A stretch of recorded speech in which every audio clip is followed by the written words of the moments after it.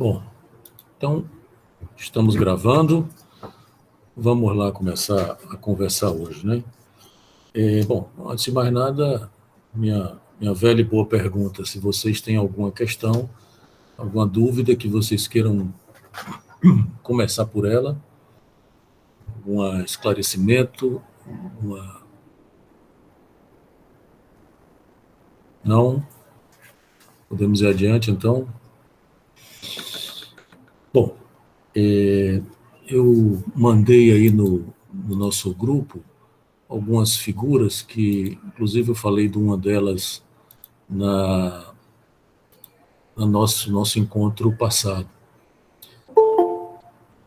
Eu vou apresentar aqui essa figura, janela, né?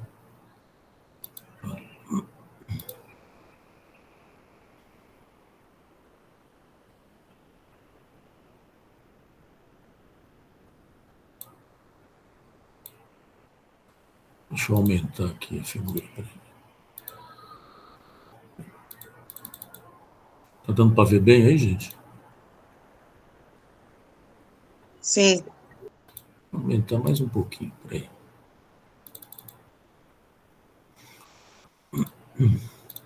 Bom, então, imagino que vocês já conheçam essa figura. Para quem não conhece, é o nó borromeano planificado.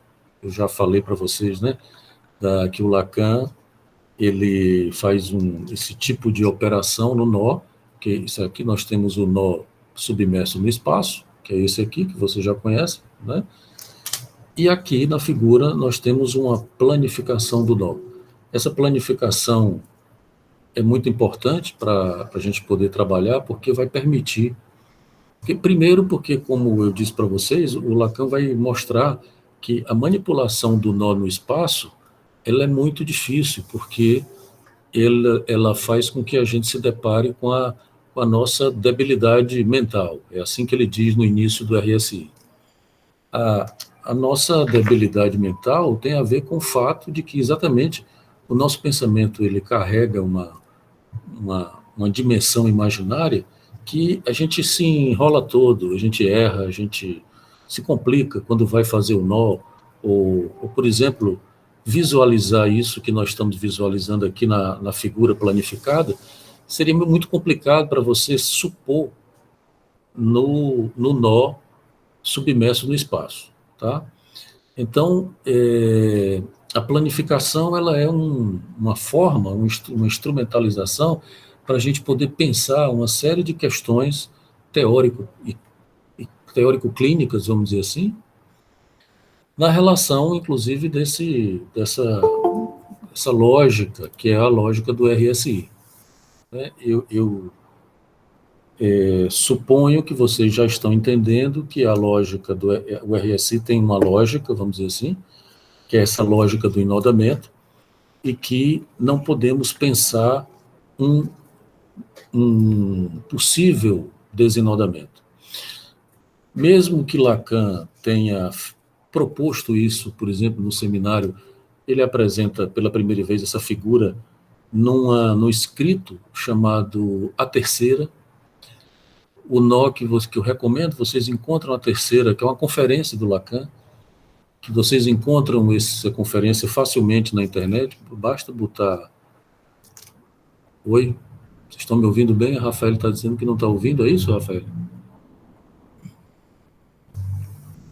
Estão me ouvindo bem? Sim. Tá. Bom, Rafael, deve ser algum problema aí no seu som. Ok, para mim também, Leonardo. Ângela falando. Tá, oi, Ângela, tudo bem? Então tá. Deve ser algum problema no som da Rafael. Então, veja aí, Rafael. Parece que está tudo ok aqui. Então, mesmo que Lacan tenha proposto no seminário, a primeira vez que ele, como eu estava dizendo, a primeira vez que ele apresenta essa figura é na Terceira, nesse escrito que vocês vão encontrar, se eu não me engano, ela está nos outros escritos também, ou vocês encontram facilmente essa na internet, basta botar lá A Terceira, Lacan, que aparece um PDF para vocês usarem, né? Para vocês lerem. Aí você imprime, quem não gosta, eu, por exemplo, não gosto de ler em computador, eu sempre imprimo para poder ler. Mas veja bem, na terceira, Lacan apresenta pela primeira vez essa figura, não exatamente igual a essa, porque tem algumas modificações, ele vai dar nome aos buracos aqui do nó, né? Ele vai colocar aqui o corpo, a morte e a vida, depois ele troca, bota a vida no real, a morte no simbólico. Mas o corpo, o imaginário sempre vai ser nomeado como corpo. E também tem uma pequena diferença no nó da terceira, que ele lá, quando ele vai falar do sintoma, vocês estão vendo eu falei um pouco disso na vez passada, né? Essa interpenetração aqui, que eu tenho aqui para a figura, para vocês verem a seta, né? Vocês estão vendo minha seta, né? Quer dizer, confirme aí, porque eu não estou vendo vocês. Estamos sim, professor. Ok. Essa interpenetração do simbólico no real, que ele vai chamar de sintoma, na terceira aparece diferente, aparece como uma interpenetração, uma invaginação do real no simbólico, né? Não é propriamente uma interpenetração, como eu já falei para vocês, porque não existe interpenetração aqui, é uma extensão, né? Uma entrada, uma expansão, ou uma abertura da reta, né? do nó do simbólico, do elo do simbólico, abrindo para dentro do real. Ou todas essas ampliações das dimensões têm a ver com essa possibilidade da abertura de cada uma dessas retas. Tá? Mas eu vou tentar ir falando dessa figura e, ao mesmo tempo, aqui, tentando retirar algumas consequências clínicas, muito especialmente clínicas, né? Mas vocês também fiquem à vontade, eu vou tentar exatamente explicar, para quem ainda não conhece bem os nomes aqui dessa figura, eu vou tentar esclarecer, e, ao mesmo tempo, o meu objetivo é esse, minha intenção é essa, pode ser que a gente consiga ou não, né?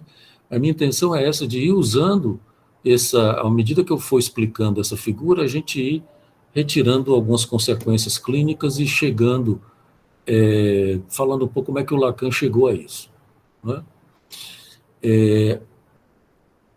Veja, a primeira coisa que a gente pode falar dessa figura, e que eu já comentei nas aulas anteriores, qual é? É que o nó borromeano de 3 não é a mesma coisa para o nó de 4, mas o nó de 3, ele mostra que existe uma homogeneidade entre as dimensões.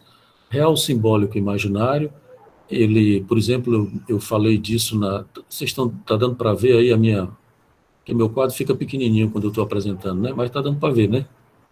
Ok, está sim.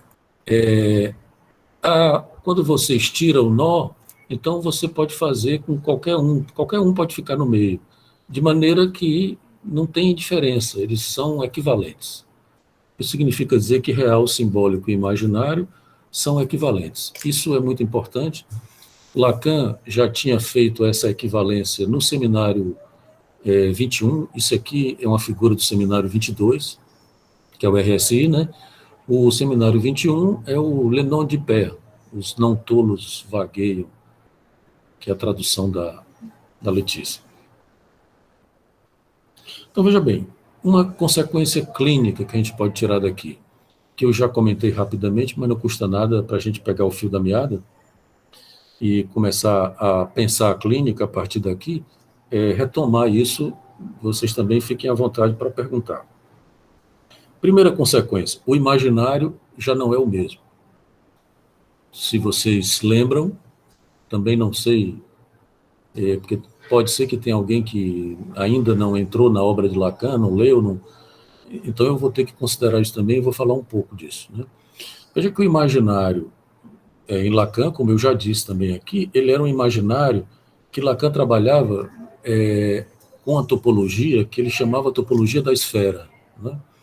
O imaginário, no início da obra de Lacan, tanto o imaginário do estado do espelho, como o imaginário mesmo do esquema óptico, o imaginário, de maneira geral, que o imaginário em Lacan obviamente ele se refere à imagem e não à ideia de imaginação, mas o imaginário, ele é esférico, né? Ele significa o quê? Que ele arredonda as coisas, que ele dá uma integridade às coisas que, por exemplo, Lacan articulava e relacionava ao narcisismo, desde o espelho, mas também no esquema ótico. Né? Quer dizer, como eu disse para vocês também, se eu não me engano, na primeira vez que a gente se encontrou, o imaginário, portanto, ele era meio que o vilão da história, porque ele precisava ser simbolizado. A função da clínica implicava exatamente isso, você descristalizar o imaginário, inclusive o imaginário dos significantes. Né? A, a ideia da clínica, se vocês leem, por exemplo, o Seminário 5, o 4 também, mas muito especialmente o 5 e o 6, vocês vão ver quando Lacan começa a construir o que ele chama de o grafo do desejo, ele vai mostrar que a estrutura de linguagem ela tem uma movimentação que ele chama de metafórico-metonímica. Metáforo-metonímico, metafórico-metonímico. Então, a ideia da clínica era você desimaginarizar, no sentido de você descristalizar determinados significantes que estavam meio que amarrados por uma paralisia do sentido, por exemplo, né? Determinado sentido que o sujeito dava a eles. Então, a intervenção do analista, a própria associação livre, era uma forma de você ir descristalizando, que é como se o imaginário o amarrasse um sentido, né? E a fala e a associação livre tivesse esse efeito de ir movimentando a cadeia significante. Veja que Lacan, desde o começo, e é muito interessante, porque aqui vocês estão vendo o sentido aparece, né? O sentido está aqui exatamente entre o imaginário e o simbólico, mas Lacan, desde o começo, ele sabe que o sentido ele precisa ser, de uma certa maneira, subtraído. Ele precisa ser retirado. E aí entra toda a discussão sobre a interpretação, né, que a gente já comentou um pouco também. Se a interpretação em Freud, por exemplo, era uma interpretação de sentido e tal. E cá para nós, não contem para ninguém, mas o Freud fez esse tipo de coisa, né, de interpretações que davam sentido também. Se você reler em Dora, ele faz isso a 3x4. Mas também tem que dar o desconto para o Freud, né? Ele estava construindo uma prática e uma teoria. Mas as intervenções em Lacan, quando Lacan reduz o algoritmo do Saussure, que era compunha do signo linguístico, que era composto pelo significado do significante, e o Lacan reduz tudo isso, a ideia de um significante, ele meio que reduz também a ideia de sentido. Mas, de todo modo, o Lacan propunha, se vocês tomarem o grafo do desejo, que é aquele grafo que tem uns 2 eixos com pontos, né, que interessante, de amarração, ele vai falar ali de um processo que ele chama de significação. Quer dizer, é uma forma de dar uma dimensão simbólica de significação a essa possível paralisia ou cristalização imaginária dos significantes e do próprio corpo, uma coisa meio narcísica, né? A própria metáfora, a própria ideia de metáfora implica nisso, né? Você cria um outro sentido, né? Você cria-se um outro sentido na lógica metafórica, né? Uma possível cristalização de sentido ali se quebra no momento de uma intervenção metafórica, né? Bom, por que eu estou dizendo isso? Porque exatamente o imaginário na primeira clínica, ele implicava exatamente essa ideia de que o sujeito buscaria uma topologia da esfera. O Lacan fala disso, né, a esfera como sendo algo que é compacto, não é? É íntegro, que não tem buraco, por exemplo. A esfera não tem buraco. Então, e Lacan critica muito, que é exatamente essa história do dentro e do fora, né? O que é um pouco... o Lacan até critica Freud, dizendo que Freud permaneceu nessa topologia do dentro e do fora, né?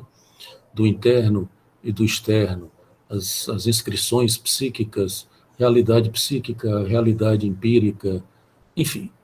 Por mais que o Freud, eu acho pelo menos, que o Freud não fica nessa, isso é um limite do Freud, mas ele sabe que tem uma ultrapassagem possível aí, né? Mas ele realmente não faz essa operação como Lacan vem a fazer.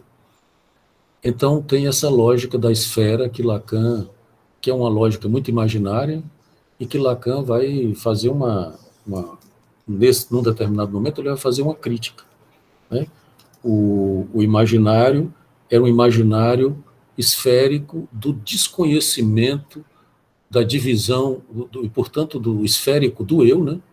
E do desconhecimento da divisão do sujeito. Lá no estádio do espelho, ele chega a dizer isso, quer dizer, no momento em que, no segundo tempo do espelho, que o sujeito, que a criança, por exemplo, produz aquela unidade corpórea, que inclusive que ela vê no outro, né, no outro do espelho, aquela unidade corpórea, ela fica buscando exatamente encontrar aquela unidade na própria imagem.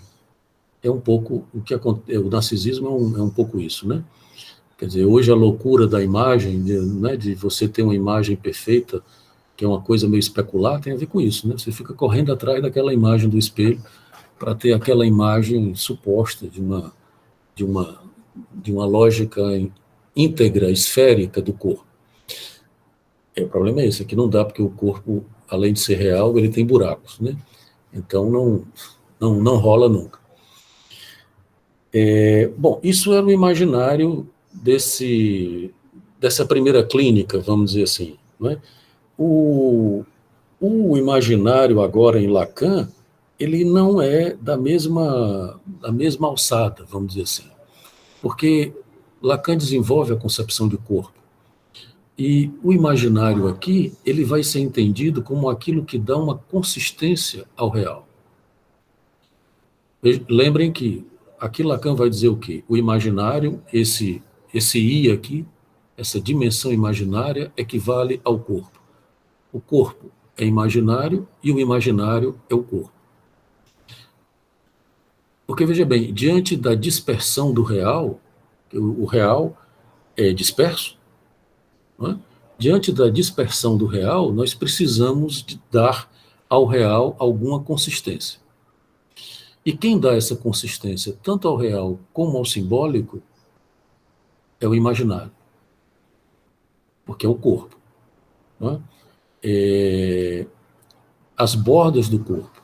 Não sei se vocês lembram, na vez passada, eu comentei rapidamente, depois eu vou voltar a isso, minha intenção não é voltar agora, explicar isso, mas eu lembro que eu comentei rapidamente o lapso do Joyce, não sei se vocês lembram, de que o Lacan vai dizer que exatamente num lapso que o Joyce comete no nó, ao invés de passar o simbólico por cima do real, passa por baixo, e aí o que acontece? O imaginário se solta, né? O Lacan diz isso, que o Joyce, o corpo do Joyce era uma casca, da qual ele tentava se desfazer, como se ele pudesse jogar fora o corpo, né? E ele não enlouqueceu exatamente porque conseguiu fazer uma suplência, uma reparação através do eu, e depois ele vai dar outro nome, vai apresentar de outra forma, que ele apresenta dois nós para o Joyce, né? O primeiro nó, que é aquele que eu apresentei, deixa eu ver se eu encontro ele por aqui, aquele que eu apresentei na vez passada, tá aqui ele, ó, bonitinho ainda, bem feitinho. Vocês estão vendo, né? Quer dizer, que tem aqui a suplência, né? Que tem uma estrutura, que isso aqui o Lacan vai chamar o eu do Joyce, né? Não é a mesma coisa que um santoma. Às vezes que o Joyce não desfez, não desinodou, porque fez essa suplência aqui, que era o eu, que era essa coisa de ser artista e tal. E ele dizia que ia ser artista, nos próximos 300 anos ainda estariam falando dele e tal, e é verdade, já faz 100, e a gente ainda está falando do Joyce, né? Mas veja que, quando Lacan fala disso, quer dizer, Lacan vai mostrar que o corpo do Joyce, ele se solta, né? Existe, não que ele se solta, mas haveria o risco que no momento em que há o lapso aqui, o verde, que é o imaginário, lembre-se disso, ele se solta. Eu fiz essa operação aqui para vocês, né, na vez passada. Você comete o lapso, né, ao invés de passar por cima, passa por baixo, aí o corpo solta. Veja que coisa interessante, né? Quer dizer, nós podemos perder o corpo. O corpo pode se soltar, dependendo da situação. Nas psicoses, isso é um risco.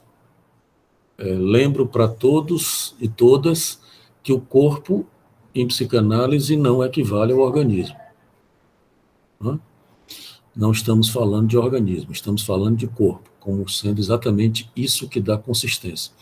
Veja que a vantagem de ser neurótico é exatamente essa, é o fato de você ter uma consistência que, por exemplo, permite que você tenha um dentro e um fora, um suposto dentro e fora, né?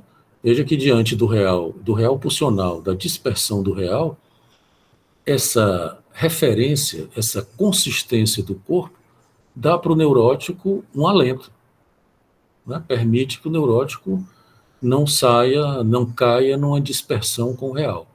E em determinados casos, a gente sabe, nas psicoses, isso acontece, né?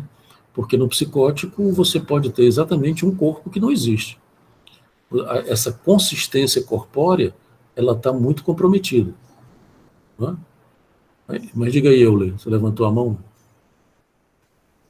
Professor, mas seria possível o corpo se soltar, porque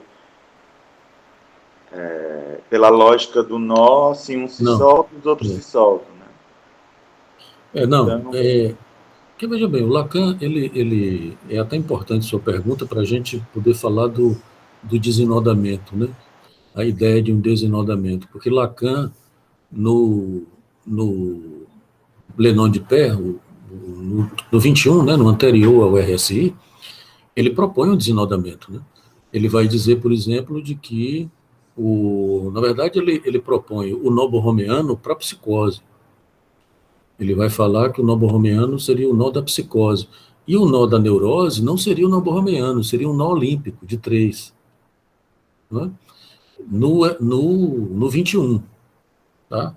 E ele vai dizer exatamente que na psicose, o que se daria é que, a partir de um nó borromeano, você teria um desenodamento e uma soltura das 3 dimensões. Isso no 21. Tá? E aí ele nunca mais fala disso. E aí ele nunca mais propõe o desenodamento. Quando ele vai falar, ele sai, vamos dizer assim, ele progride da ideia de um desenodamento para exatamente a ideia de lapso. O desenodamento não é mais, o desenodamento não é mais considerado como possível. O que você vai ter são lapsos, como esse aqui do Joyce. Né? E que a um lapso sempre corresponde uma tentativa de suplência. Porque, rigorosamente, nós teríamos que considerar também de que o nozinho pepé, que é o nozinho bonitinho assim, que é o nó borromeano, ele rigorosamente não existe do ponto de vista clínico. Sempre vai haver um lapso, ou sempre vai haver uma inflação, vamos dizer assim, de uma das dimensões, que é um pouco isso que aparece aqui nessa figura. Não é? Você tem aqui uma ampliação, uma inflação do real no imaginário que produz a angústia. Se você quiser pensar como abertura da reta, também pode. Né? Mas a gente pode pensar, se eu abrir a reta do real, ele, de alguma maneira, invade o simbólico, o imaginário, né? Mas você também pode pensar como sendo uma ampliação, né? Uma inflação de uma determinada dessas dimensões. Quer dizer, quando o real está muito inflado, o que se apresenta é angústia. Entende? Mas antes de entrar nisso, só para terminar a pergunta do desnodamento. Então Euler, o que eu vou lhe dizer é o seguinte, é que isso ainda é uma polêmica, tá?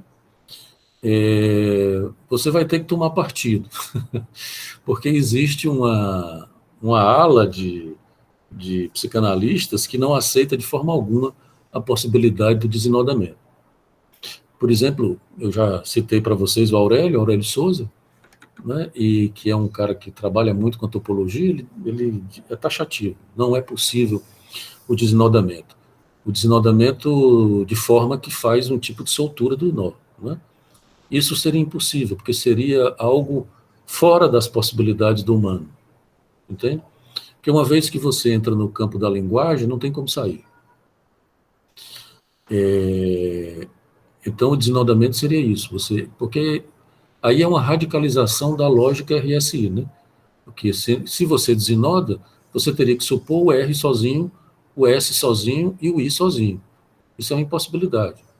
Que não existe. Uma coisa, professor, desculpa lhe interromper, se a gente fizesse, se a gente pensasse no desenodamento, provavelmente a gente pensaria ou numa psicose muito regredida ou num autismo, a gente voltaria talvez a uma certa patologização novamente, né? Porque o que tira da patologização é saber que o nó serve para todos. Exatamente. Então, seria complicado, talvez, para a nossa proposta clínica. Veja que quando o Lacan vai falar, por exemplo, da psicose, ele não vai falar de desenodamento. É aí que eu estou procurando o nó em trevo. Está aqui. Aqui. É fácil. Lacan, por exemplo, ele vai falar que o nó em trevo, que é esse nozinho aqui, que é o nó, vejam que é o nó que fica aqui no miolo do nó, né? Vocês sigam aqui a minha setinha, né? Vejam que essa zona tem um nó em trevo dentro do nó borromeano, que é exatamente onde ficam essas zonas de existência aqui, que é o gozo do outro, o sentido, o gozo fálico e o A, o objeto A. Esse nozinho aqui interno ao nó é o nó em trevo, não é? Então, veja bem, Lacan não fala depois do 21, do seminário 21, ele não fala mais da psicose como desenodamento. Desenodamento das três dimensões. Né? O Lacan, ele vai falar, por exemplo, que a paranoia é isso aqui. É uma regressão do nó borromeano para um nó em trevo. Porque lembre-se que o nó em trevo ele é feito de um elo só. Não é? Só para lembrar para vocês. Para você fazer um nó em trevo, você só precisa de um. E aí? Danziato, Oi, Sônia. tem a ver com o ponto buraco que nunca é desfeito? Exatamente. E que, né, então, assim, tendo ponto buraco, a gente só vai ter eventos ou lapsos, mas nunca desenodado. Exatamente. Né? Até porque o sujeito está aí no ponto buraco, vamos dizer assim. Exatamente. Senão não tem vida, porque eu estou tentando acompanhar o que o Aurélio fala, né? Senão exatamente. Não é sujeito, se não é, né? Ok. Se você considerar, se olharem para essa figura, vocês têm que considerar o quê? Que isso aqui é a estrutura do par letre, que é o falacer. Né? A ideia, por exemplo, de estrutura de linguagem, ela é ultrapassada em Lacan. Não que ela caia por terra, não é isso, não estou dizendo isso. Ela está aqui, por exemplo, na lógica do simbólico. Mas veja que a ideia de inconsciente estruturado como uma linguagem, e veja que essa já é uma consequência para a clínica também, ela é ultrapassada no bom sentido. Não que ela é abandonada, mas ela vai ser, Lacan vai sacar que é insuficiente você pensar o inconsciente estruturado como uma linguagem unicamente. A estrutura não equivale mais à estrutura de linguagem. A estrutura de linguagem tem uma função aí pela dimensão do simbólico. Mas nós não podemos mais dizer, como ele dizia, por exemplo, na época do grande outro do simbólico, né, aqueles textos dele, de que a estrutura é a estrutura de linguagem. Não é mais. Tá? A estrutura de linguagem, ou o inconsciente estruturado como uma linguagem, ele apenas faz parte dessa estrutura maior, que é a estrutura do par letre, que inclusive ele passa a usar o termo parletre, né? Quer dizer, o parletre, que é o falacer, eu já disse para vocês que eu não gosto dessa tradução, e por isso que eu fico usando o termo em francês, mas ele implica RSI, implica real, simbólico e imaginário. Então, veja bem, só um minuto, tá, Valneiro? Eu vi que você levantou a mão, só um minutinho. Então, veja bem, nós temos que pensar que a estrutura do parletre, ela provém do buraco. É como se você tivesse aqui uma progressão, a partir do buraco, você tem a produção da estrutura. Não é? Se não tiver buraco, não tem estrutura, que é isso que a Suomi está dizendo. Não poder, esse ponto aqui, que na verdade é um buraco, que a gente depois pode até definir por que para Lacan um ponto é um buraco, né? É um progresso com relação à geometria que o Lacan faz, né? De que um ponto não é um mero cruzamento de retas. Ele é um cruzamento borromeano de 3 retas. Por isso que ele é esse buraco aqui. Então, não é possível pensar o parletre sem um buraco. Daí a resistência ou a contundência, por exemplo, do Aurélio e muitos outros. Estou falando do Aurélio, que é o cara que a gente tem mais proximidade, e que é uma referência também no estudo da topologia aqui no Brasil. Ele não abre mão disso, né? Agora, por outro lado, também uma outra psicanalista muito conhecida, talvez você já tenha ouvido falar nela, que é a Ângela Vorcaro. Por exemplo, a Vorcaro aceita a possibilidade de um desinodamento, né? Inclusive trabalha com isso, trabalha com a trança e etc, né? Então, veja bem, não é ponto passivo, é uma polêmica, tá?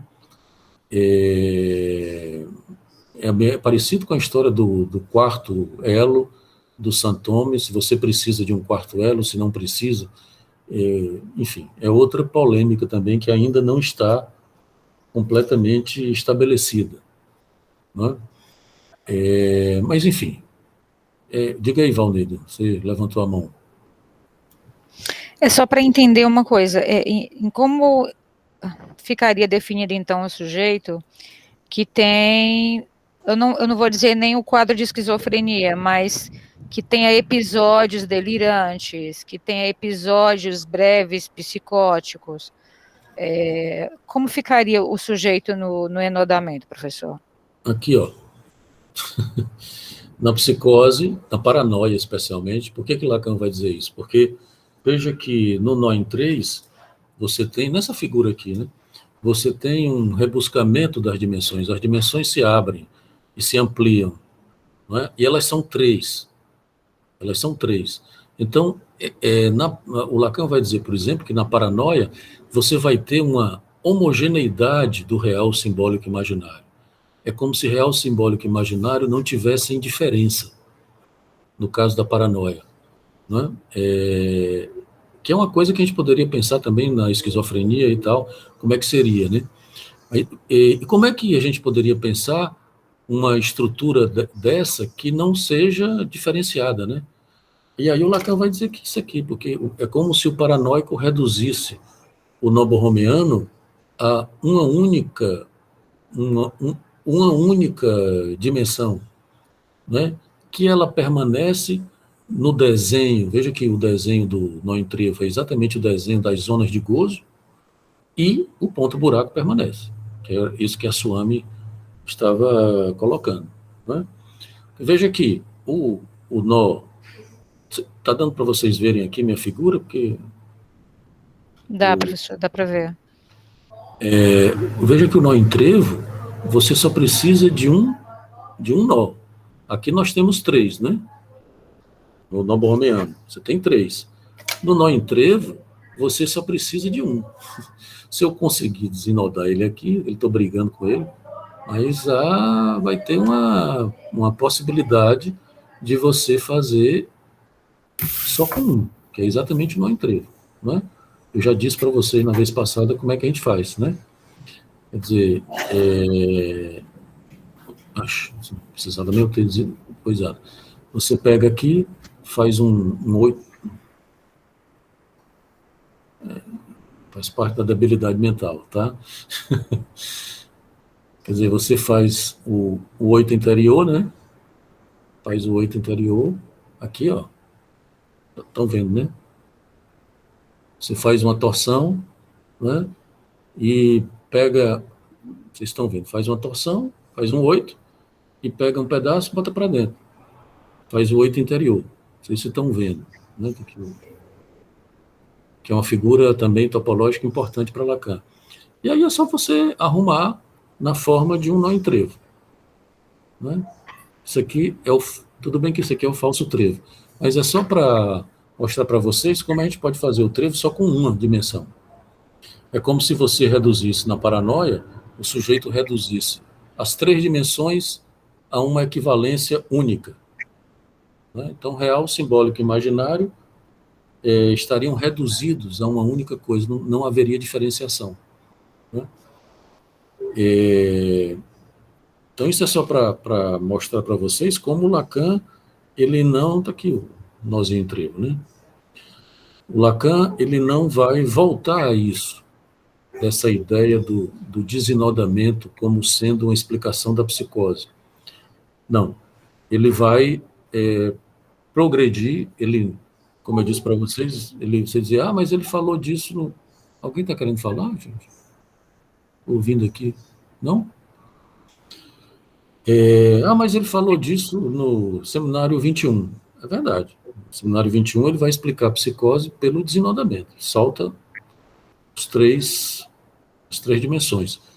Mas a partir daí ele não fala mais nisso. A progressão que ele vai fazendo na manipulação dos nós, no desenvolvimento dos nós, não faz com que ele, é como se ele tivesse proposto. É a mesma coisa do nó olímpico para neurose, né?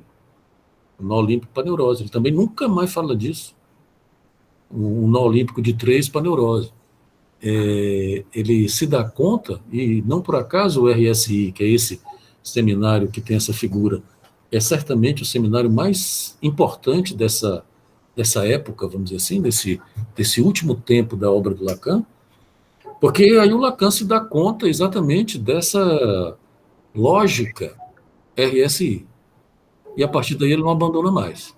Ele até, vamos dizer assim, problematiza, cria situações como, por exemplo, o quarto elo, que para você ter um quarto elo, você tem que desinodar os 3 para fazer o quarto. Enfim, tem uma polêmica aí, mas a ideia que a partir daqui, qual é? É que não há desinodamento, pelo menos é a minha posição também, né? De que tem a ver com isso que a Suami acabou de falar. Porque se você desinodar, deixa de ter o ponto buraco, que é esse buraquinho aqui onde está o ar, que é o Triskel, né? Que é outra figura que eu apresentei para vocês lá lá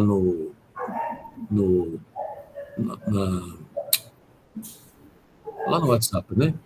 O figurinho do Triskel. Que é só esse buraquinho aqui, né? Isso não é possível não haver. Né? Sob pena de não estarmos falando de humano. Quer dizer, a ideia, eu comentei com vocês na vez passada, né? A ideia da Sevasco, que não é propriamente uma ideia dela, né? Não posso ser injusto. Não é uma ideia dela, mas naquele livrinho que eu recomendei para vocês da Sevasco, da Ritier Sevasco, ela se pergunta exatamente isso. Será que, em casos de autismo gravíssimo, em que o sujeito, né, não tem nenhum tipo de condição simbólica de se comunicar com o outro, o que quer que seja, não estaríamos nessa dispersão, esse desinodamento das dimensões? Eu acho que não. Não é possível você pensar o humano fora dessa dimensão, né? Dessas 3 dimensões. Então, você pode pensar estreitamentos, você pode pensar lapsos, como esse aqui, você pode pensar solturas, que a lógica deixa de ser a lógica do desinodamento e passa a ser a lógica dos lapsos e das suplências. Você está querendo falar, Gabriel? Oh, não, desculpa, Leonardo, não vi que estava aberto. Não, tá. Tá bom? Isso é uma questão importante, né? Agora, como eu disse, tem uma polêmica aí. Tem uma discussão, tem uma polêmica, mas, enfim, se a gente for seguir rigorosamente a ideia do RSI, não faz sentido, porque, veja bem, gente, como é que você vai ter corpo se você não tem simbólico e nem real? Corpo no sentido psicanalítico, né? Como é que você vai ter real se você não tem um significante para recortar o real e dizer que o real é real? Né? Se você pensar, por exemplo, os animais, você poderia, de uma certa forma, considerar que eles vivem numa relação direta entre o imaginário e o real, né? Sem uma dimensão simbólica. Apesar de que, por exemplo, os animais não sabem o que é o real. Eles não sofrem os efeitos do real como nós sofremos, por exemplo, porque eles não sabem que vão morrer. Eles não pensam sobre a morte. Os efeitos da morte, mesmo que a gente não saiba o que é isso não recai sobre um suposto sujeito animal, porque não existe, né? Então, essa crise existencial, esse problema todo que a gente tem com o real, que a gente, por exemplo, está sofrendo agora com a pandemia, isso não se apresenta para o animal, né? Se você considerar, por exemplo, que o real não é a realidade, que o real é o infinito, por exemplo, eles não têm a mínima ideia dessa possibilidade de dar uma escritura para o infinito. Os animais não conseguem fazer isso, né? Porque não tem simbólico, não tem linguagem, né? Então, rigorosamente, não dá para pensar um sem o outro, né? E, inclusive, Lacan diz isso, quer dizer, apesar de você ter que considerar que cada um desses elos aqui, eles são um, né? O Lacan diz isso, Lacan tem uma frase famosa também, dessas frases polêmicas de Lacan, que é nem polêmica, é axiomática, né? Que Lacan diz assim: oi, travou? Estão me ouvindo? Sim. Sim. Escutamos bem. Não travou não, né? Porque a Grace está me dando uma mensagem aqui dizendo que travou. Bom, e Lacan tem a famosa frase que é o il y a de l'un, né? O il y a de l'un, que está traduzido como A do um, ou A1, que é a tradução que nós temos aqui, tem essa tradução do A do 1, se eu não me engano, é do Vidal, Eduardo Vidal da Letra, e Aurélio traduz como A1, se eu não me engano, ou é o contrário. O Aurélio traduz como A do 1 e o Vidal como A1. E o Lacan chega a dizer isso, de que há né? Existe, por exemplo, o S1, que deixa de existir para Lacan nesse momento é o S2. Mas veja que cada um desses você pode considerar como um. Mas, por outro lado, você tem que considerar também que os três fazem um, né? O nobo-romeano é 3 em 1, ou é um de 3. Então, até porque exatamente a lógica do Triskel, deixa eu apresentar o Triskel para vocês, né? Deixa eu parar essa apresentação aqui e apresentar o Triskel.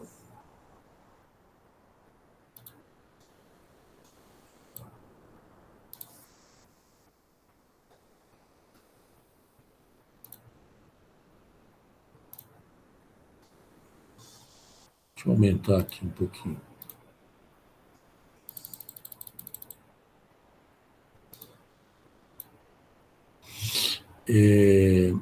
A lógica do Triskel é exatamente essa, de que você precisa de 3 para fazer um ponto. Se você só tiver 2, que é, por exemplo, uma reta cartesiana, ou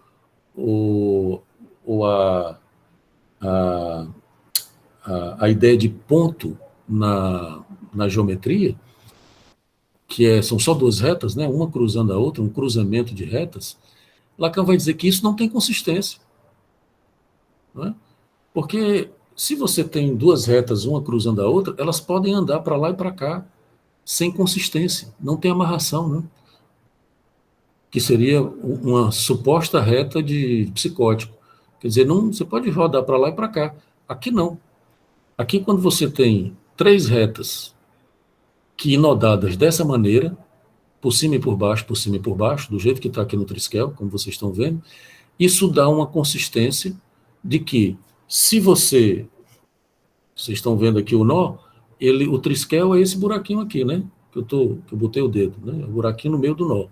Se eu puxar isso aqui, o buraco nunca se desfaz. Ele pode ficar microscópico, ele vai reduzindo, né? Pode até ficar microscópico. Se eu fizer isso com um fio de cabelo, por exemplo, vai ser difícil fazer, né? Mas imaginem, por mais que eu estique isso aqui, ó, o buraco, o ponto-buraco, como disse aí a Swami, permanece. Não é? E veja bem, isso é uma condição da estrutura. Não é possível você pensar a estrutura sem buraco. Porque exatamente a ideia é essa. E vou voltar. Posso tirar o triskel?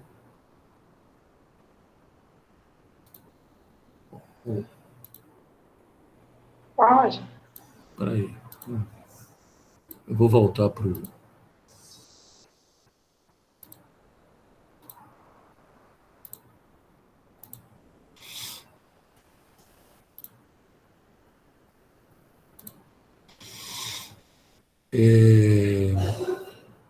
Veja que esse buraco aí, quando a gente diz que vocês já devem ter ouvido falar nisso, se não ouviram falar, vão ouvir falar agora, existe uma leitura do desenvolvimento da obra de Lacan que diz isso, de que Lacan vai avançando, né, para não dizer propriamente progredindo, porque nem sempre é um progresso no sentido de que é uma coisa melhor do que a outra, mas no sentido de um avanço teórico que ele faz, ele vai colocando o real no centro da estrutura.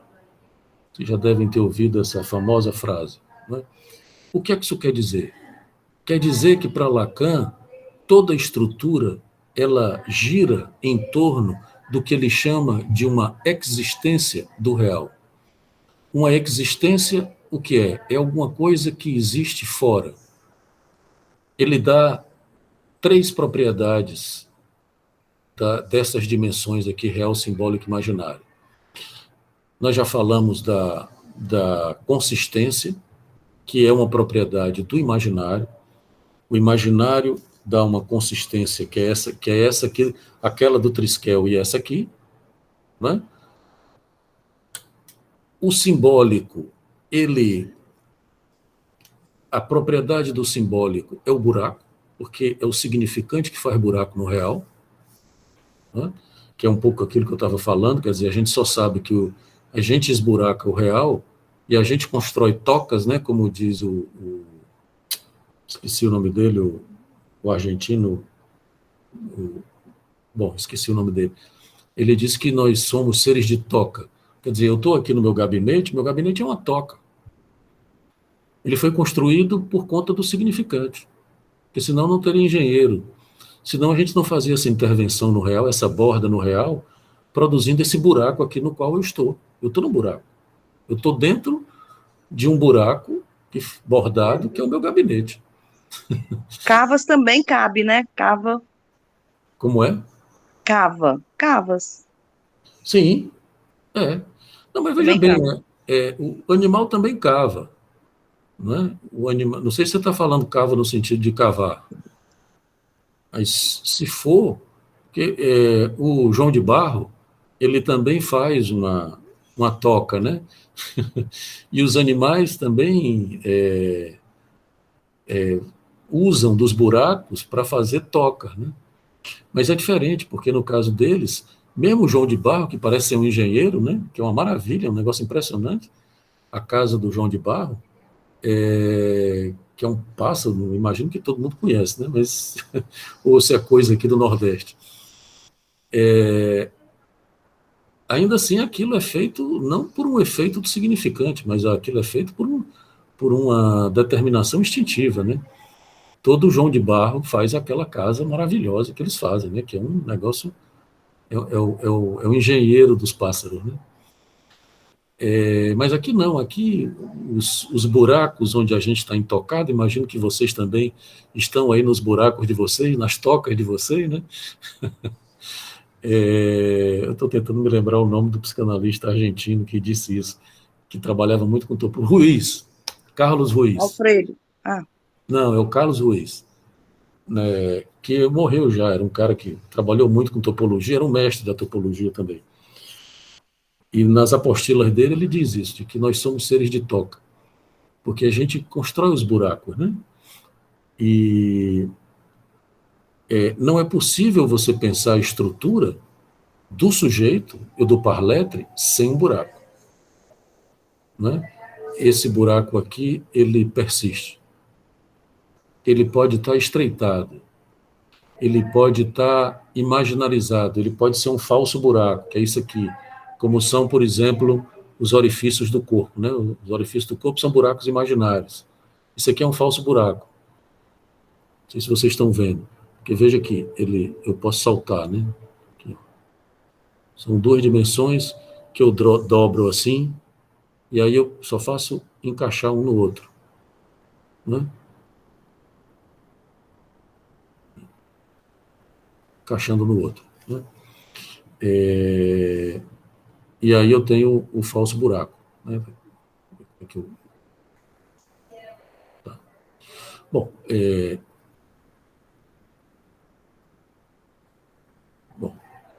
enfim, a debilidade mental que eu tentei fazer e não consegui, de novo. Então, o buraco da estrutura, e veja que isso também tem uma importância muito fundamental para a clínica, porque nesse momento, no momento em que Lacan... eu não terminei de falar das propriedades, né? A propriedade é a consistência do imaginário, o buraco do simbólico e a existência do real, porque o real, ele sempre existe. Existir significa existir fora. Ele, inclusive, é como se fosse um pedaço de fora, mas que dá consistência àquela estrutura. É como se dissesse que é o real que dá consistência à estrutura, o real enquanto existente, e daí esse buraco aqui, quer dizer, é o que existe ao nó. É um pouco aquela ideia que Lacan apresenta, por exemplo, no Seminário 20, sobre a existência de um pai, né? O pai como sendo aquele primeiro pai que não está submetido à norma fálica, à lógica fálica. Quer dizer, o buraco é o que dá consistência à estrutura, né? Se não tiver buraco, a estrutura não funciona. Então, o sujeito, por exemplo, não funciona. Entende? Então, não é possível a gente pensar uma estrutura sem buraco. E o que eu ia dizendo e terminei não falando. Nesse momento, isso é muito importante, porque Lacan, ele pega o conceito de foraclusão, que era o conceito que ele usava exclusivamente para a psicose, lá no Seminário 3 e naquele do escrito, né, sobre questão preliminar, sobre a psicose, ele vai usar o termo foraclusão do nome do pai para dizer exatamente de que foi um significante que não entrou no campo do simbólico, né? Um significante que não foi inscrito, e que a psicose, a primeira explicação da psicose para o Lacan, no Seminário 3 e no escrito da questão preliminar, é que a psicose seria exatamente uma foraclusão do significante nome do pai. Pois bem, 2 coisas importantes. Primeiro, aqui ele passa a usar a foraclusão de uma forma generalizada. Ele vai usar a foraclusão para, inclusive, definir a origem da estrutura. A estrutura, ele vai nomear esse buraco aqui central como sendo um traumatisme, que em francês é um traumatismo, um traumatismo, um traumatismo, né? Com tro, o trou, que é o buraco em francês. Então, Lacan faz um jogo homofônico e passa a usar esse termo, um traumatismo, né? Um traumatismo, para dizer que quer dizer, não dá para traduzir em português, né? Porque seria um traumatismo do buraco, né? Um buraco traumatismo. Quer dizer, não dá, né? Por isso que tem que usar em francês mesmo. Que é exatamente o primeiro ato da estrutura. Inclusive, ele vai chamar no RSI, ele chama do ato X, né? Que é o ato de gênese da estrutura. A estrutura, ela nasce de um traumatismo, da construção de um buraco, de um primeiro buraco. Né? E isso implica que algo fica foracluído. Então, você tem uma foraclusão originária. Se Freud usava o termo recalque primário, recalque originário, né? O Lacan até mantém a terminologia do Freud, mas ele também vai falar de uma foraclusão originária. Tá? Então, isso quer dizer o quê? Que o real, ele sempre existe. Ele está sempre dando consistência à estrutura. Não é? Por exemplo, é como se você pudesse, dizendo isso de uma forma mais comum, ou mais clínica, vamos dizer assim, é como se você imaginasse que a morte dá uma consistência à vida, né? A gente busca viver porque sabe que vai morrer. Né? Quer dizer, tem essa dimensão que o real dá essa consistência à estrutura. Né? Danziato, Oi. por favor, é porque, como é outra lógica, eu, assim, às vezes eu fico, né, na debilidade mesmo. O que é que fica de fora nessa segunda clínica aí que você está apresentando? O que é que fica de fora? O que fica de fora é o real. A existência é o real. Agora, de todo modo, e aí você me permite entrar no que o Lacan chama de zonas de existência, né? Observem aqui a minha setinha, a gente falou muito disso no semestre passado, que Lacan faz uma correlação direta entre consistência e existência. Não é?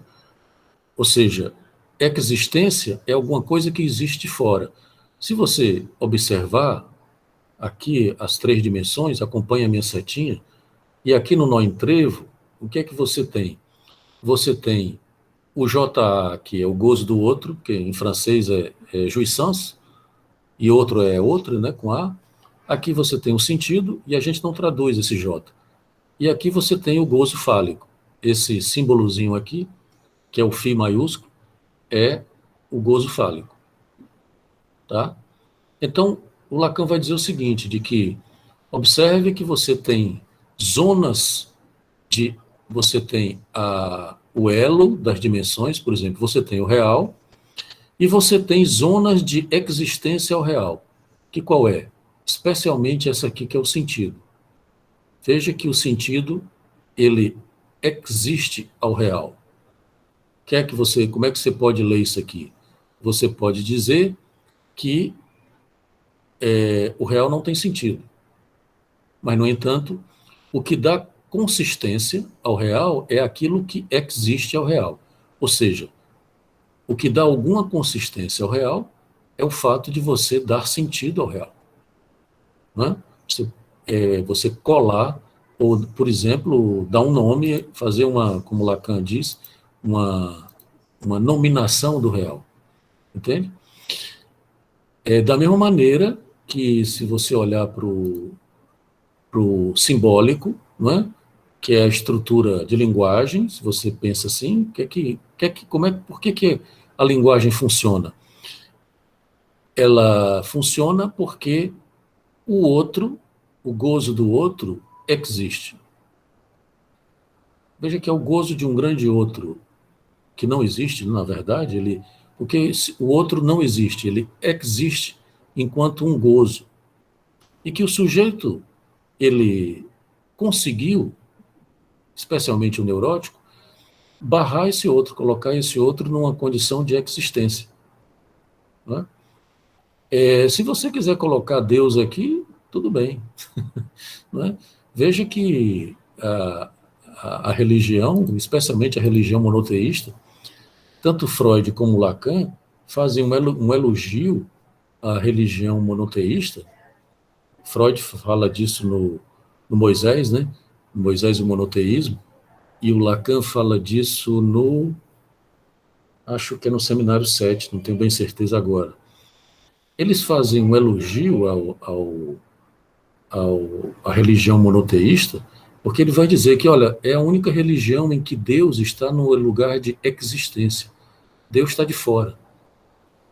E é por isso, é um outro que está de fora. E é por isso que ele dá uma consistência àquela estrutura religiosa, tanto o judaísmo como o cristianismo. No caso do cristianismo tem uma diferença, e o Freud, inclusive, elogia o cristianismo, né? E faz uma crítica ao judaísmo lá no Moisés, no texto do Moisés, que ele vai dizer isso, de que os cristãos mataram o pai e assumem que mataram. E os judeus não, os judeus mataram Moisés e não assumem que mataram Moisés. Mas aí tem uma viagem do Freud também com a história do Moisés, né? Que tem 2 Moisés e tal, que mataram Moisés. Enfim, mas o fato é que em ambas as estruturas discursivas dessas religiões, Deus está de fora. Ele não faz parte, ele não frequenta a estrutura simbólica, por exemplo. Não é? E é por isso que esse outro que está de fora, que dá consistência a essa estrutura. Lembrem-se que Cristo veio fazer o que aqui? Ele veio passear por aqui, que é a grande diferença do cristianismo para o judaísmo, né? Mas para ser expulso, para ser morto, para ser assassinado. E ficar do lado de fora dando consistência. O assassinato de Cristo é o que dá consistência ao cristianismo. Da mesma maneira que o assassinato do pai, em Freud, é o que dá consistência à cultura, né? à lei e etc. Vocês conhecem essa história lá do totem tabu do Freud. Tá? Isso explica porque em muitas psicoses há o delírio místico religioso, quando há a invasão do gozo do outro, né? Deus volta. Exatamente. Quer dizer, o número 1, né? O pai. Porque na psicose, o que é que você vai ter? Você vai ter o pai real, né? Que é aquele pai Lacan chama de perversion, né? O perverso. Lacan brinca também com a perversão, né? Que é a perversion, e a perversion, que em francês, mal traduzindo, seria pai-versão, né? Que aí também fica muito ruim, mas que é esse pai originário, né? O pai que ocupa o lugar, como foi o pai do Schreber, o lugar do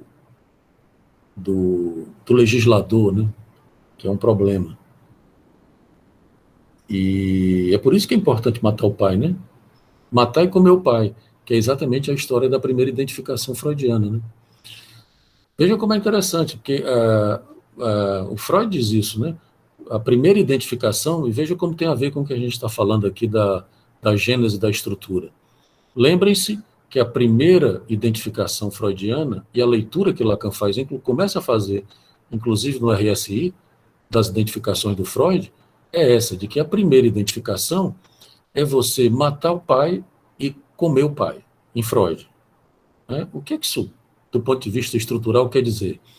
É que você se identifica com o pai por incorporação, mas o que você incorpora do pai é o vazio do pai. O vazio originário da estrutura que inclusive é produzido pela primeira identificação, tem a ver com isso. Você se identifica com o vazio do outro real, que é o vazio do pai. Né? Você incorpora o vazio do pai morto. Porque se o pai está morto, ele deixa um vazio. Não é verdade? Então veja que a estrutura, para poder funcionar, ela precisa desse primeiro vazio, que é da ordem de um buraco. Senão ela não funciona. Né? Então, bom, tá claro isso aí, gente? Tá aí?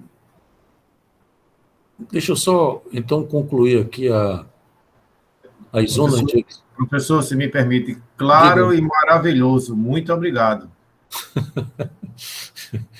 Tá bom, Joel. Veja bem, para concluir, né? Então, resumindo aqui as zonas de existência. O sentido, isso aqui tem a ver ainda com a pergunta que a Suami fez, né? Eu vou chegar lá, viu, Suami?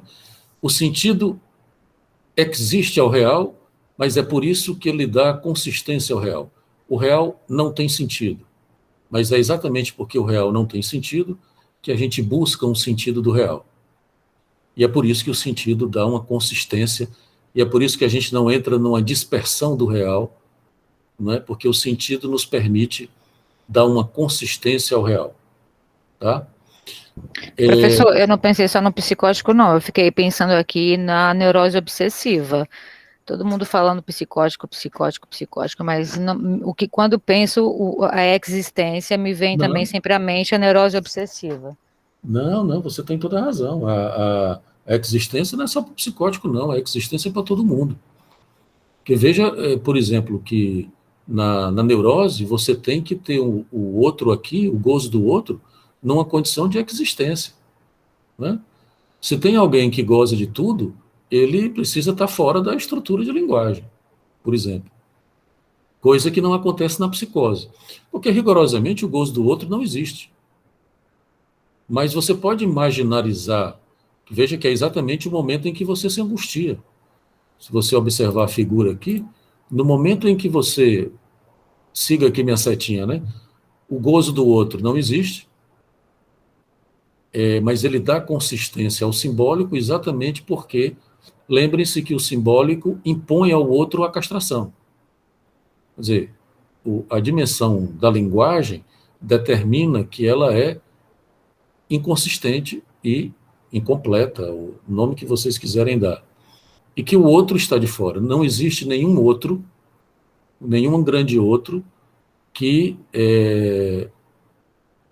faça um universo do discurso, que torne a linguagem um universo completo. Né?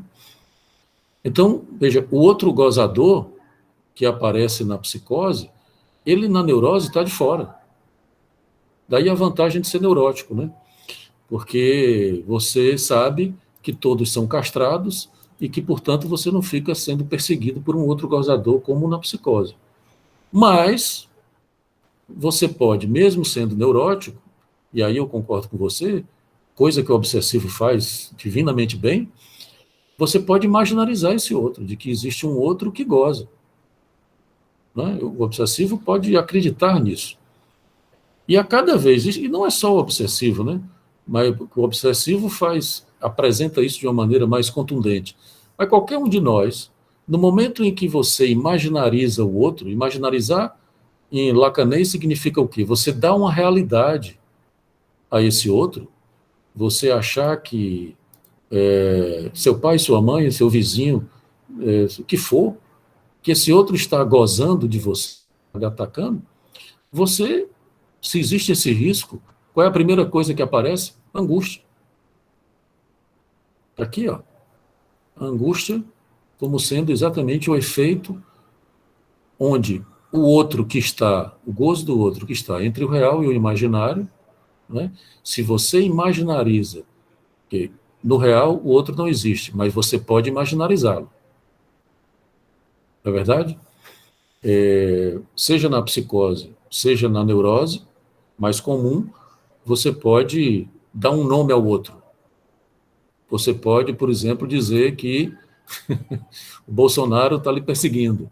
O que é um perverso, né? Está no campo da perversão.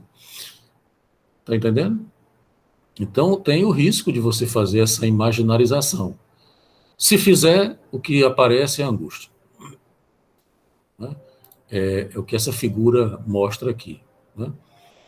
Então, veja, é o outro que não existe que dá uma consistência ao simbólico. É o outro que está de fora. Como, se quiser, como eu disse, se quiserem colocar Deus aqui, tudo bem. E, por outro lado, você tem aqui no campo do imaginário, se você considerar que é o corpo, né? O corpo, o imaginário é o corpo. Lembrem-se que Lacan situa o que ele chama de gozo fálico como sendo um gozo sexual que é fora do corpo. Aqui eu não sei se vocês acompanham, a gente pode depois, numa próximo encontro, a gente falar um pouco mais dos nomes do gozo. Eu dei um seminário uma vez que eu dei esse nome, né? Os nomes do gozo em Lacan. Porque o gozo fálico em Lacan, isso é muito curioso, o gozo sexual fálico em Lacan é um gozo que não é do corpo, é um gozo fora do corpo. Porque é um gozo, o falo, veja aqui como é interessante, o falo, ou o gozo fálico, ele não está no corpo, mas ele existe ao corpo, e é exatamente porque ele existe ao corpo que ele dá consistência ao corpo. Quem dá consistência ao corpo, se não falo? E o gozo fálico? Se já atenderam um paciente melancólico ou no estado depressivo, qual é a primeira coisa que o corpo do melancólico apresenta? Não propriamente uma inconsistência, mas uma desfalicização, né? Ele é um corpo curvado, é um corpo sem tônus. O depressivo também, né? A gente sabe logo que o depressivo está deprimido, né? Porque o corpo dele... Algumas coisas como perda de libido, né? Como é? Eu não lhe escutei. Além de alguns sintomas comuns na depressão, como perda de libido sexual, por exemplo, que acontece muito. Sim, exatamente. Né? Vocês acham o quê? Que o narcisismo do corpo, essa história de ficar sarado e etc., né? Ir para academia, esse troço todo tem a ver o quê? Com fala imaginário. Né? É isso que dá uma consistência, você querer se apresentar imaginariamente fálico para o outro, sua imagem fálica para o outro. Né? Mas isso é muito interessante, porque o gozo do corpo, em Lacan, ele é um gozo que não é de ordem sexual. O gozo de ordem sexual é um gozo que não se situa no corpo. Ele se situa no falo, no fálico, porque ele é um gozo da linguagem. E na linguagem. No próximo encontro, eu vou prometer para vocês, me cobrem, a gente falar um pouco melhor disso, de uma certa teoria do gozo, para que isso fique mais claro para vocês. Porque nesse momento da obra de Lacan, o corpo, nessa dimensão imaginária, ele fica fora do simbólico. Não é? Tudo bem que você tem bordas, você tem uma borda simbólica no corpo, que vocês veem aqui nessa figura, não é? Mas veja que o gozo do corpo, ele está muito mais como, pode se apresentar como gozo do sentido, como gozo do outro, ou como mais de gozar. Como gozo fálico, não. Gozo fálico, ele é balizado por algo que esvazia o gozo do corpo. A sexualidade, ela faz porque para você ter sexualidade, você tem que ter o corpo esvaziado. Né? A gente tem que esquecer que tem corpo real para poder não sofrer os efeitos de ataque do corpo. Quando é que você se lembra que tem corpo? Quando você adoece. Ou quando você está na pandemia, que o coronavírus pode lhe matar. Não é? o corpo, na sua dimensão imaginária e real, ele está sempre nos atacando. O Lacan, eu já falei um pouco sobre isso em outros momentos, para vocês, para os que estão aqui já há algum tempo, em Radiofonia, que é um outro escrito do Lacan, ele vai se referir a um processo que ele chama de corpsificação. A corpsificação, ele faz um jogo homofônico entre corps, em francês, e corpse, em inglês, né? O corpse como cadáver, e ele vai dizer que nós precisamos fazer o que ele chama, no Seminário 16, ele diz assim, nós precisamos evacuar, o termo que ele usa é esse, fazer uma evacuação do gozo do corpo. Precisamos limpar o terreno, porque senão o gozo do corpo vai ficar nos maltratando de uma maneira muito dura. Por exemplo, os sintomas somáticos. A gente está fazendo uma pesquisa na universidade sobre as autolesões, né? Essa pesquisa, já falo dessa pesquisa há um tempão, né? É porque a pesquisa teve que parar por conta da pandemia, porque a gente estava fazendo nas escolas, e as escolas pararam, né? Então a gente parou também, estamos esperando ver voltar, para ver se a gente volta à pesquisa. Mas os sintomas somáticos, eles obviamente não são um sintoma metáfora, como são os sintomas neuróticos, como é uma ideia obsessiva, né? Como é uma conversão histérica. Não. Ele é um sintoma letra, é um sintoma que está no corpo, no real do corpo.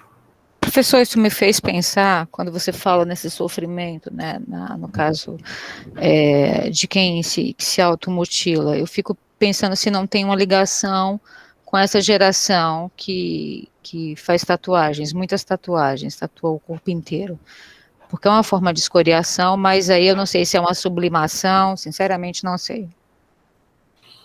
Não, tem sim, porque tem a ver com a maneira como se trata o corpo, como se erotiza o corpo, inclusive, num determinado período histórico e cultural, né? Por exemplo, na minha época, os adolescentes não faziam tatuagem, era raríssimo. Na década de 70, né, os adolescentes, fim da década de 70, por exemplo, quando eu fui adolescente, os adolescentes não faziam tatuagem, pelo menos aqui no Ceará, porque era coisa de maconheiro. Isso, a coisa marginalizada. Era marginal, era coisa de vagabundo, de maconheiro, essas coisas morais que se dizia na época, né? Então, raramente você vê um coroa da minha idade com tatuagem. Tudo bem que depois os coroas passaram a fazer também, né? Mas é raro você encontrar, né? E hoje em dia os meninos todos fazem milhões de tatuagens, né?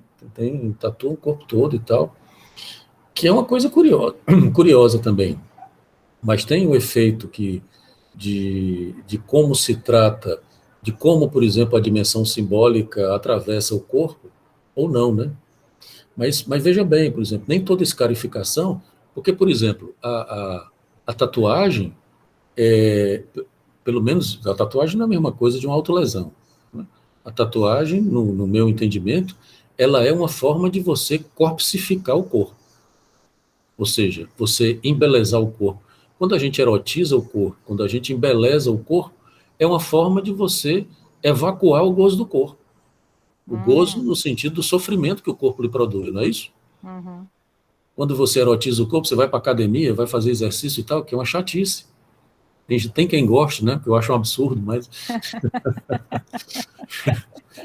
eu digo isso, eu tenho que fazer essas coisas por fisioterapia, porque senão a gente vai ficando velho e para de andar, não tem como, né? Mas, veja bem, é uma forma, e aí é onde entra a dimensão fálica que eu estava falando, né? De você esvaziar o gozo do corpo no sentido do sofrimento que o corpo real e imaginário lhe causa. É isso que Lacan chama de corpsificação. Você simbolizar o corpo, você imaginarizar o corpo, não é? Erotizar o corpo, né? Se divertir com o corpo, por exemplo, né? É uma forma de você evacuar esse sofrimento gozoso que o corpo vai lhe trazer, porque o corpo, eu digo isso, né, eu já disse isso para vocês, é o seu corpo que vai lhe matar. Começar a me tatuar agora. É claro que tem uma dimensão aí, porque não deixa de ser uma escarificação, né? Mas é diferente da autolesão, porque a autolesão é um tipo de protesto mudo que o sujeito faz, né? Ele não consegue protestar ou intervir no campo do outro, então ele faz um protesto mudo. Aquele ato que deveria ser marcar um corte com o outro, ele não corta com o outro, aí o sujeito corta na imagem do corpo, né? O sujeito se corta, é uma forma de protestar contra a invasão do outro, na autolesão, por exemplo, né? Por isso que o outro é o corpo, né? Por isso que o outro é o corpo, exatamente. E é muito curioso, porque as meninas que fazem isso, eu digo meninas porque mais de 90% são de meninas, o que também é curioso, é uma coisa para se interrogar, né? Que é o corpo da mulher, é curioso.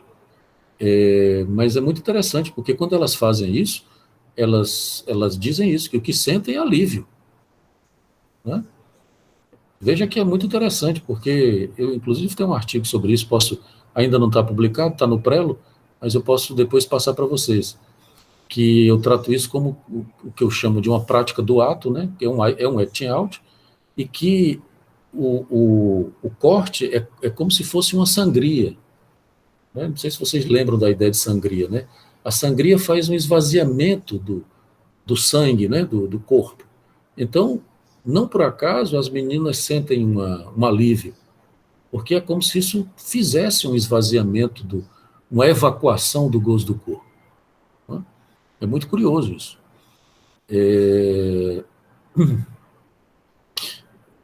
Então é só para explicar para vocês por que o gozo fálico não é um gozo do corpo, ele é um gozo na linguagem, não por acaso ele está aqui entre o simbólico e o real e fora do imaginário, né?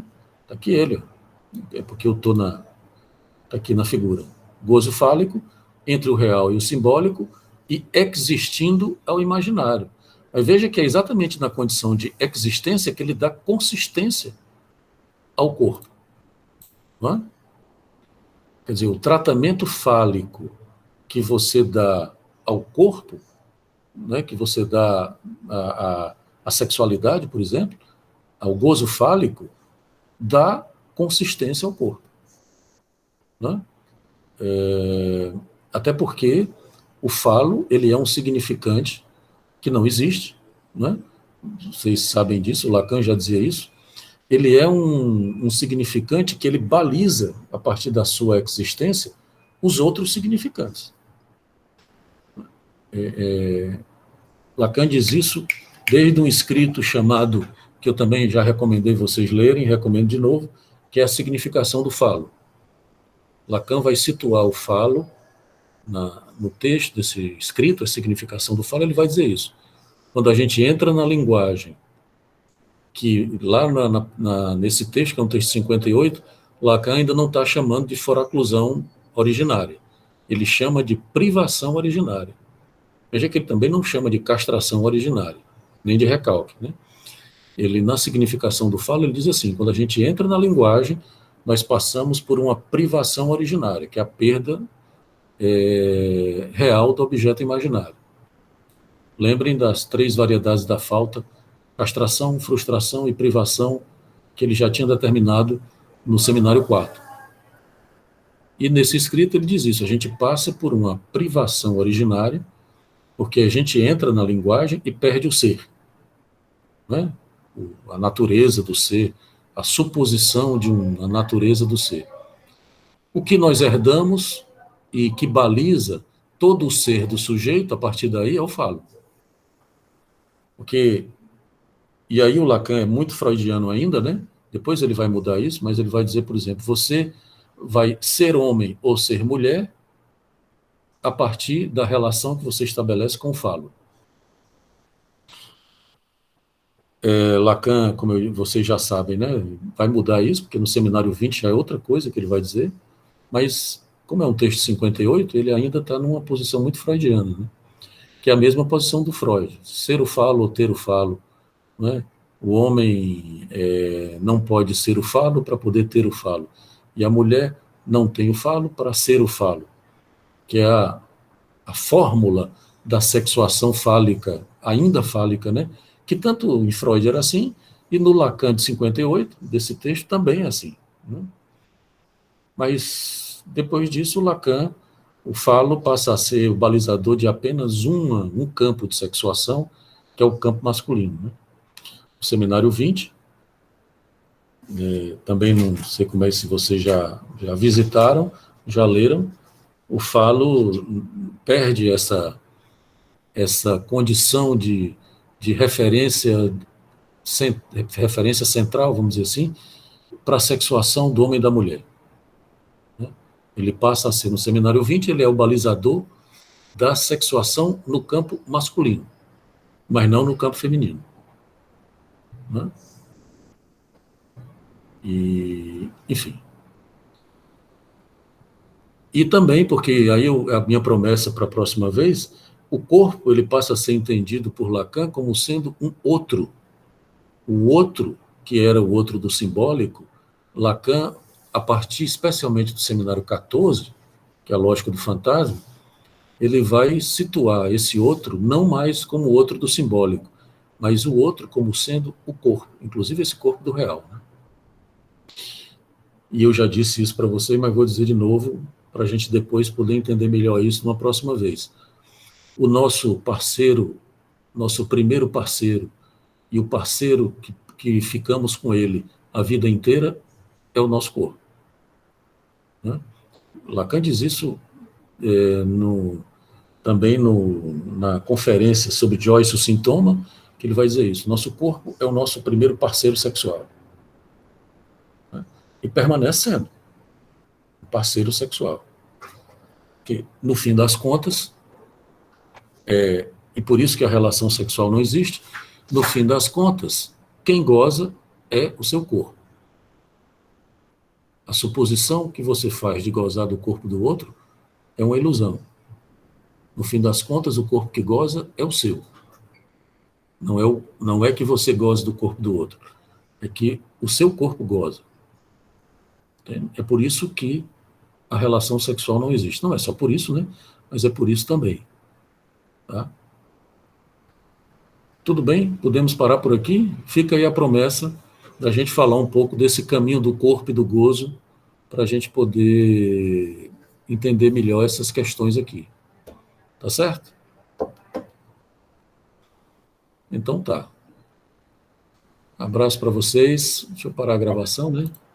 Obrigado, professor. Maravilhoso, viu? Muito obrigada pela transmissão, Leonardo. Transmissão, Tá a bom, troca, Dani. maravilhoso. Obrigado. Sempre muito consistente e erudito. Muito obrigado. Ok, obrigado, Joelson.